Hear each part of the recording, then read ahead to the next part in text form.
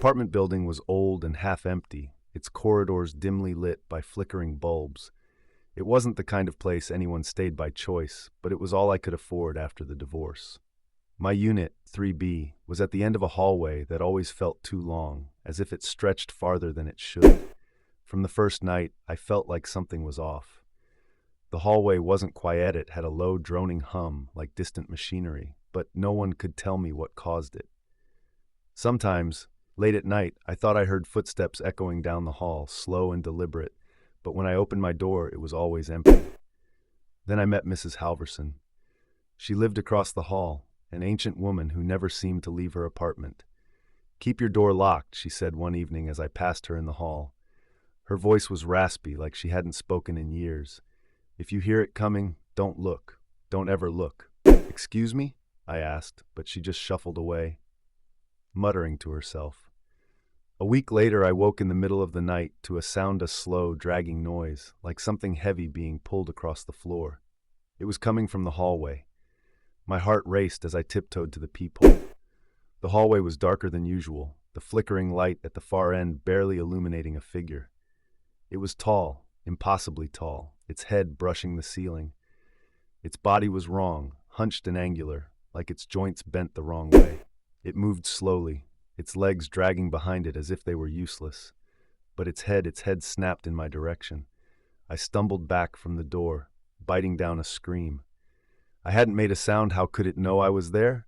The dragging sound grew louder, closer. I pressed myself against the wall, barely daring to breathe. My phone was on the coffee table, just out of reach. I didn't dare go for it. "Don't look," I whispered to myself, remembering Mrs. Halverson's warning. The sound stopped just outside my door. For what felt like hours, there was silence, except for the pounding of my heart. Then came the scratching, a slow, deliberate scrape of nails across wood. It started at the bottom of the door and worked its way up, higher and higher until it reached the peephole. And then it knocked. 3 soft taps. I clenched my fists, fighting the urge to scream. The knocking came again, harder this time. Then, a voice, a wet, gurgling whisper. "I see you." I don't remember passing out, but I woke the next morning to sunlight streaming through my windows. The door was still locked, and there was no sign of anything unusual. I convinced myself it had been a nightmare, just a vivid product of stress and exhaustion. But when I opened the door, I found scratches gouged deep into the wood, spiraling around the peephole.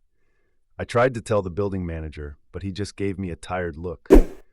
"This place is old," he said. "Doors creak, walls settle. You should get some rest." Mrs. Halverson stopped answering her door after that. I thought about calling the police, but what would I even say? Instead, I started sleeping with the lights on, a chair wedged under the doorknob. But none of it helped. The next time it came, I wasn't asleep. I was sitting on the couch, staring blankly at the TV, when the hum in the hallway grew louder.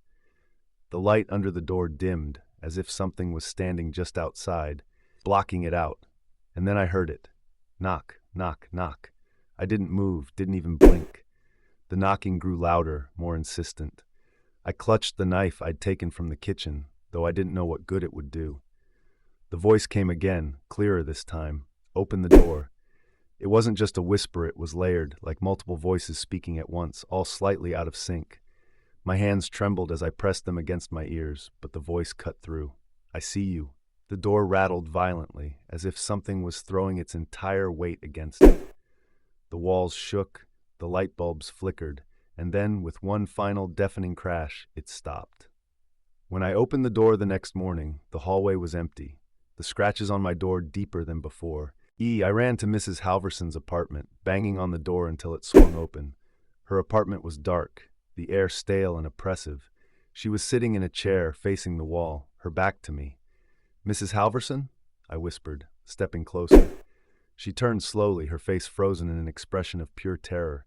Her mouth was open, stretched unnaturally wide, her eyes sunken and hollow. She wasn't breathing. And then I noticed the scratches on her walls, the same spiraling patterns as on my door, leading to a single word carved deep into the plaster. "Look." Something moved behind me, and I felt cold breath on my neck. Against every instinct, I turned. The last thing I saw was its face, impossibly twisted and grinning. And then, darkness. They found my apartment empty a week later, the door hanging open. The building manager said the place was unlivable, the walls covered in scratches and spirals. But he wouldn't tell anyone about the faint whispers that still echoed down the hallway at night, or the figure seen standing at the far end, grinning, waiting for someone to look.